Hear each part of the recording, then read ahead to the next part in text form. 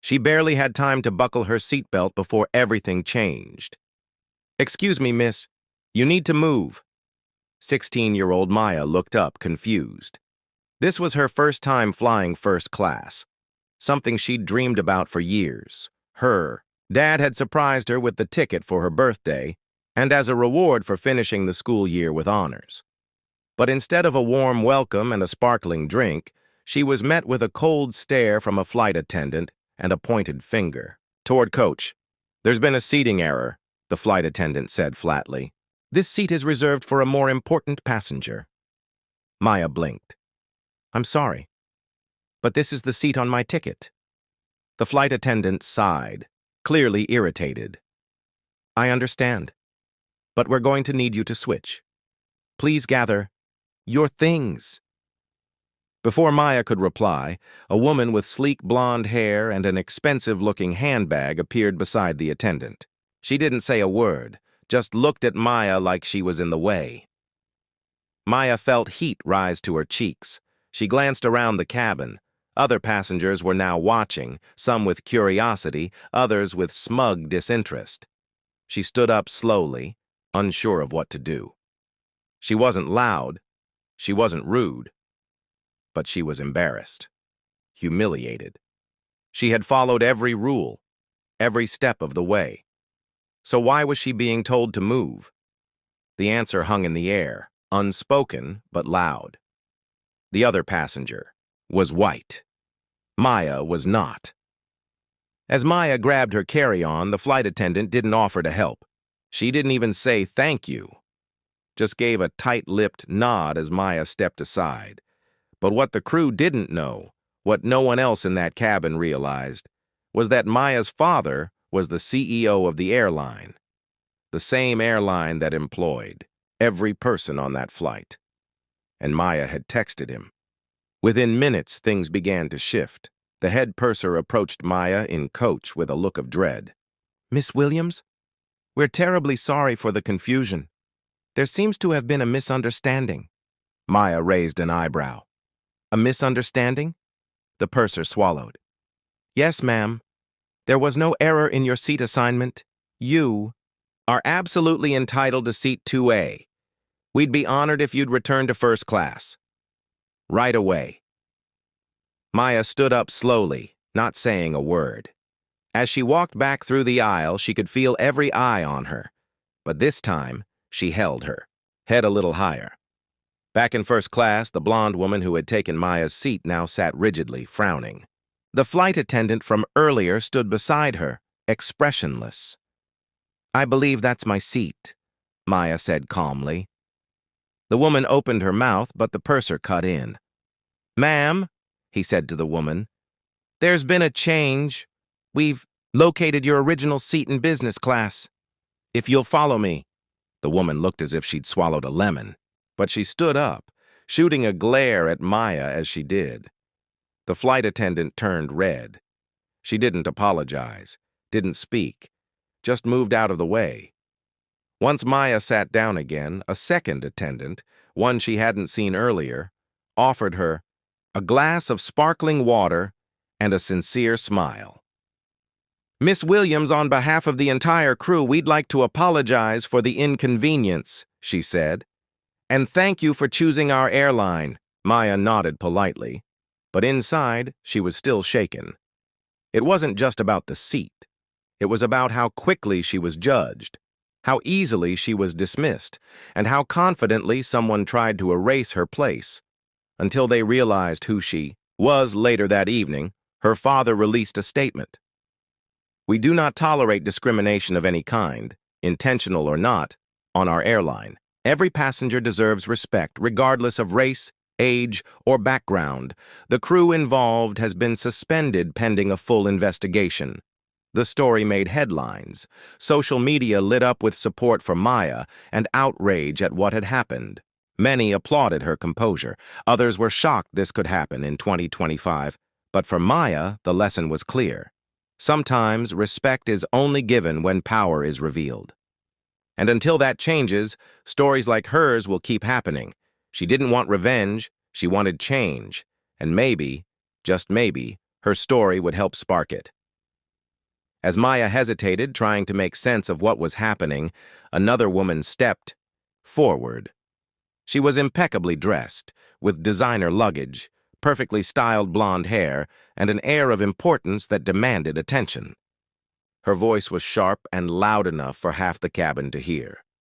"This is ridiculous," the woman huffed. "Can we please just get this over with? I have a meeting to get to." The flight crew, who had just asked Maya to leave her first-class seat, turned to the woman with apologetic smiles and nods. The kind of deferential politeness Maya hadn't been shown once since she boarded. "Of course, ma'am. Right this way," one of them murmured, motioning to the seat Maya was still occupying. Maya blinked.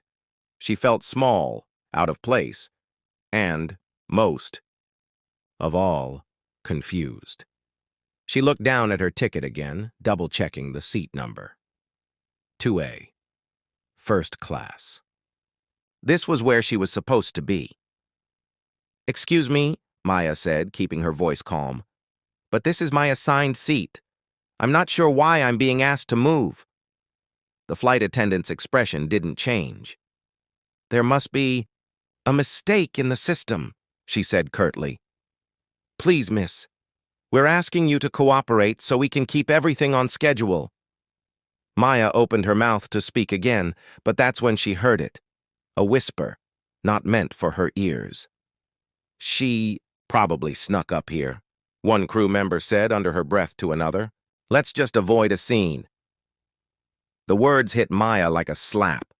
Snuck up here? Her face flushed with humiliation. She wasn't loud. She wasn't causing a scene. She had done everything by the book, checked in early, boarded with her group, took the seat that was printed on her ticket. Yet here she was, being dismissed like she didn't belong. And she didn't miss what was unspoken. A black teenage girl sitting alone in first class must have made a mistake. Or worse, didn't belong. She took a deep breath, blinking quickly to fight off the sting behind her eyes. She wouldn't argue, she wouldn't yell, but she wasn't going to be silent either. Maya quietly pulled out her phone. She wasn't going to fight them, but she was going to call someone who could. She opened her messages and typed just one word to the contact saved as Dad. "Maya, problem on board, call me ASAP." Within seconds, the typing indicator popped up on her screen. Then a reply. "Dad, what's going on? You should be in the air." Maya, "They're trying to move me from my seat. Gave it to someone else. Crew said I probably snuck up here." Dad, "What?" She didn't have to wait long. 3 rows back, a man in a suit who had been quietly working on his laptop suddenly stood up and approached the crew. A short exchange followed, hushed but intense. One of the crew members turned pale.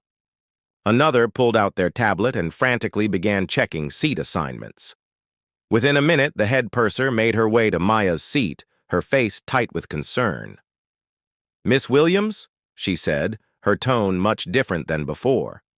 "We sincerely apologize for the inconvenience. There was a miscommunication. You are absolutely in the correct seat. Please stay seated." The blonde woman, who had already begun settling into Maya's spot, froze, wide-eyed. "There's been a change," the purser continued, turning to the woman. "Your assigned seat is in business class. Please follow me." The woman gaped. "This is outrageous," she hissed. "I was told—" "I understand, ma'am," the purser cut in, her voice firm. "But this is no longer up for discussion." The woman stood, visibly fuming, and stormed down the aisle. Maya sat silently, watching the drama unfold, still unsure whether to feel vindicated or shaken. Then came the final blow. One of the crew members who had originally confronted Maya approached her again, this time with trembling hands and a forced smile. "We're truly sorry, Miss Williams. We didn't know who you were." Maya looked at her, deadpan. Why should that have mattered? The woman opened her mouth, then closed it again. No answer. Later that evening, Maya's father, CEO of the airline, issued a public statement. "There is no excuse for what happened today," it read. "Every passenger deserves to be treated with dignity, regardless of appearance, age, or perceived status.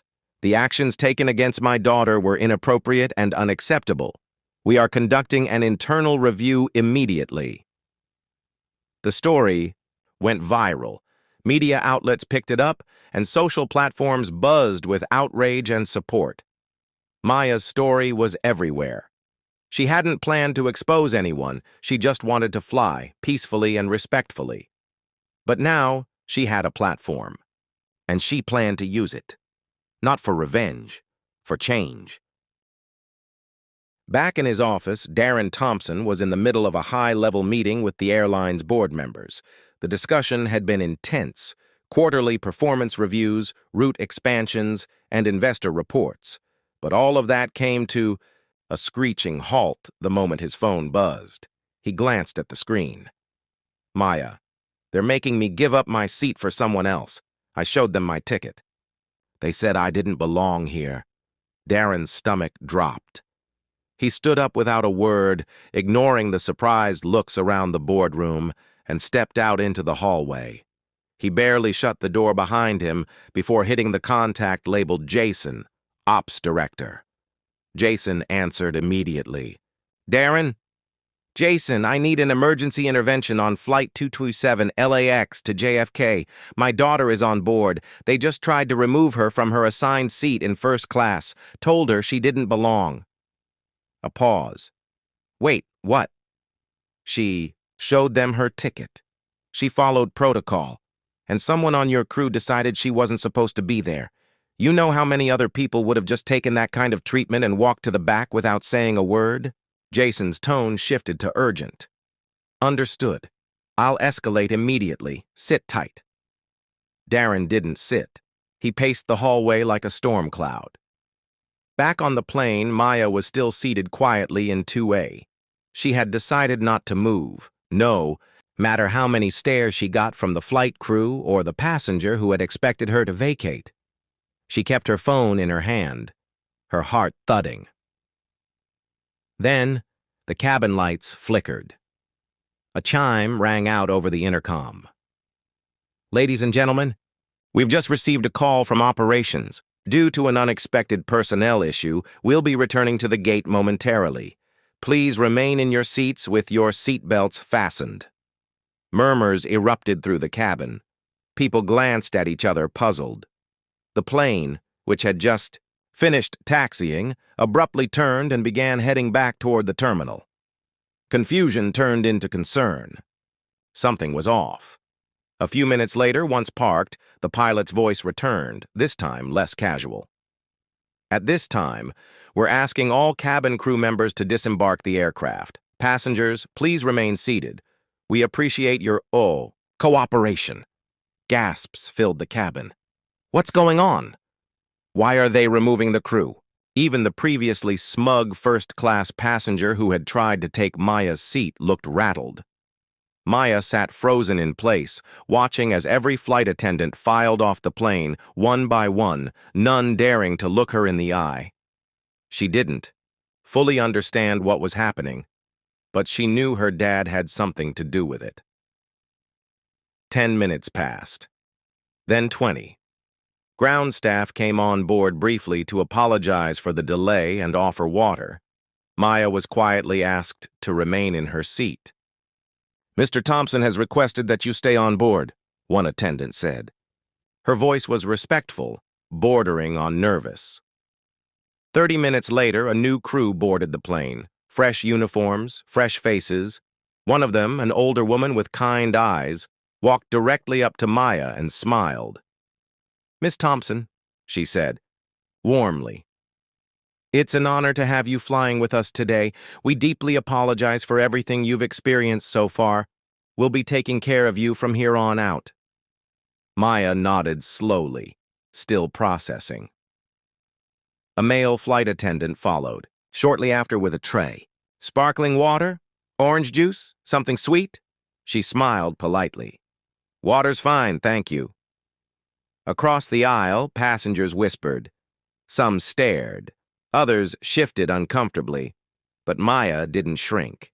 She sat tall. Back at the bay office, Darren stood at a window overlooking the tarmac as he spoke to HR.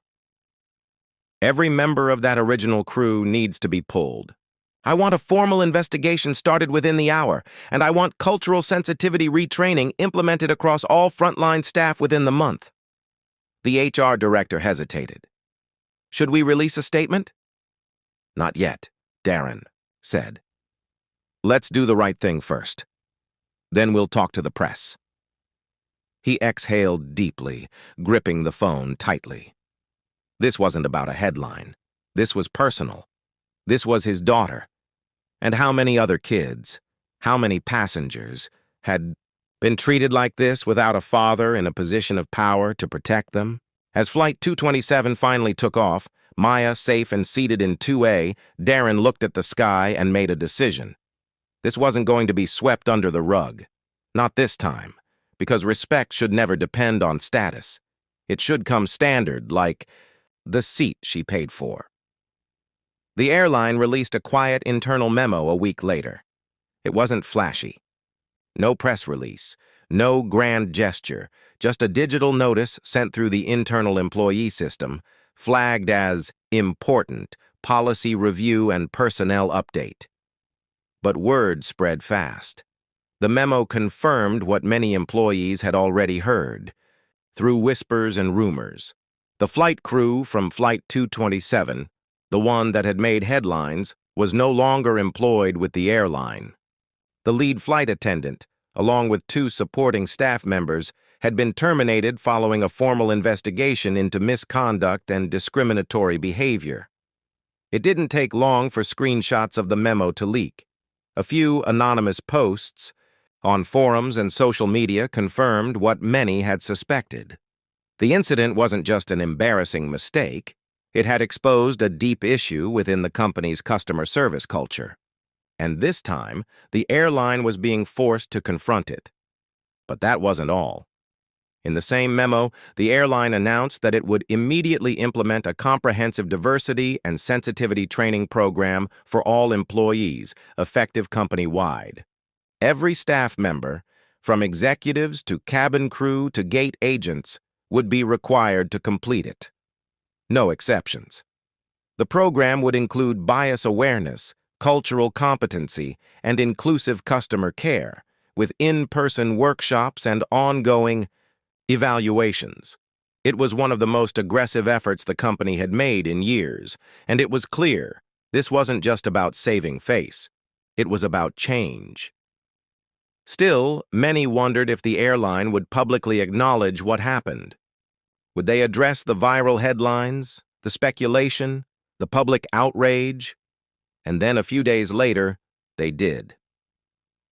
At a press conference scheduled to discuss new sustainability goals, CEO Darren Thompson stood at the podium in front of reporters and company stakeholders.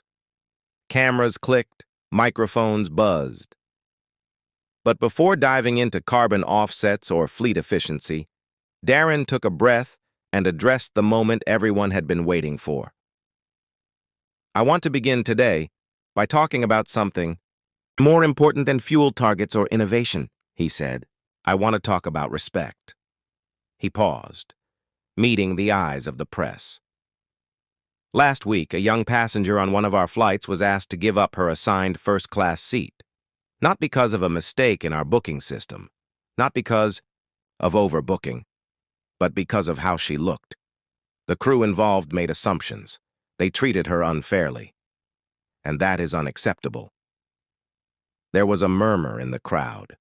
Reporters leaned forward. Not many CEOs opened with this kind of candor. Darren continued, his voice steady. Every passenger deserves respect, no matter their age, background, or appearance. That is not just good customer service, it's a basic human principle. We must be better. This incident is a wake-up call. He didn't name Maya. He didn't need to. Internally, most employees knew she was his daughter. But to the public, She was just a teenager who deserved the seat she paid for and the dignity she was denied. He went on to outline the company's next steps: the newly implemented training, a zero-tolerance policy on discriminatory behavior, and an open reporting line for passengers and staff to speak out without fear of retaliation. "This isn't just about one flight," he said. "It's about an industry and a company that has to do better. We are starting with ourselves." The statement was widely praised. Critics and advocates alike noted how rare it was to see a company take such clear responsibility. Travel bloggers wrote think pieces. Diversity advocates called it a model response. And passengers across social media shared their own stories of subtle and overt discrimination, some finally feeling seen. Meanwhile, Maya watched it all unfold from home. She didn't want to be the face of a scandal. She hadn't asked for attention or headlines. She had only wanted to fly to New York, start her summer internship, and feel proud of her accomplishment. But she also knew she'd been lucky. Not everyone had a father in the CEO's chair. Not everyone had the power to spark change just by speaking up, and that realization sat heavily with her. Still, she was proud, not just of herself for standing her ground, but of what came after, of a company that could have hidden behind silence but instead chose growth, of a moment that could have been buried, but instead became a catalyst. And when her father came home that night, exhausted but hopeful, she met him at the door with a hug. "You didn't have to say anything," she said softly. "I did," he replied, "not because you're my daughter, but because you could have been anyone's." Maya smiled. Because sometimes a story doesn't end when the plane lands. Sometimes it's just taking off. The story blew up online. It started as a quiet storm. Tweets from fellow passengers, blurry photos, anonymous forum posts. Then came the headline, "Teen kicked out of first-class seat. Turns out her dad is the airline's CEO." Within days, the incident had gone viral. News outlets picked it up. TikTok creators reenacted the confrontation. Editorials debated what it all meant. Through it all, Maya remained silent. She didn't speak to the press.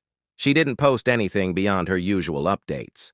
And while the world argued about her, she focused on her internship, her studies, and trying to process what had happened.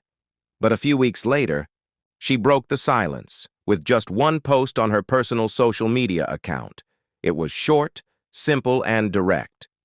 "I didn't want anyone fired. I just wanted to be treated like I belonged. Because I do." Her words struck a nerve. Within hours, the post had thousands of shares. The comments poured in, some from strangers, some from young women like Maya who had been told, directly or indirectly, that they didn't belong in certain spaces. People thanked her for speaking up. They called her brave. Others shared their own experiences of being underestimated, ignored, or mistreated for how they looked, how young they were, or where they came from. "You said what I never could," one user wrote. "This happened to me in business class once. I didn't speak up. I wish I had. You handled it with more class than they ever did." The praise wasn't universal. A few voices criticized the airline for firing the crew, calling it too harsh and cancel culture. Some questioned whether the CEO had used his power unfairly. But those opinions were quickly drowned out by a larger, louder truth. Something needed to change. Because Maya's story wasn't just about one flight or one crew's mistake. It was about a system where bias, subtle, unchecked, often unspoken, had shaped how people were treated for too long, especially in industries like aviation, where first impressions happen fast and assumptions can be made in a glance. Maya hadn't yelled. She hadn't posted a video or called for anyone to lose their job. All she did was tell the truth to her father and eventually to the world. And that truth carried weight. It became more than a headline. It became a conversation starter at dinner tables, in classrooms, and across corporate offices. It forced People to ask hard questions about fairness, about privilege, and about how we treat those who don't fit our assumptions. In the weeks that followed, other airlines announced updates to their training programs. Some cited Maya's story directly. Others did so quietly, but the timing was no coincidence. Maya's name became a symbol, not of outrage, but of quiet strength. She didn't shout. She didn't threaten. She just stood her ground. And sometimes it only takes one calm, clear voice, and one phone call to remind the world that dignity should never be negotiable. So the next time someone tells you that you don't belong, remember Maya. Because no matter your age, your look, or your seat number, you deserve respect. And sometimes, standing your ground quietly is the loudest way to be heard. Don't forget to like, comment, and subscribe for more real-life stories that inspire change.